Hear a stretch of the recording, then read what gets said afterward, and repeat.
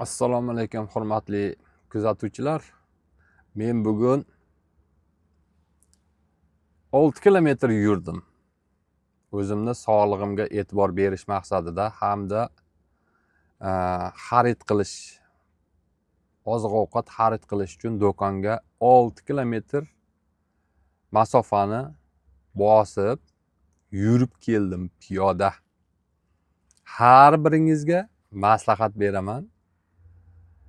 Piyoda yurishni kuniga hech bo'lmaganda siz ishlang, harakat qiling. Undan ortib yana yurishni maslahat beraman. Yugurish emas, yurishni. E'tiboringiz uchun rahmat.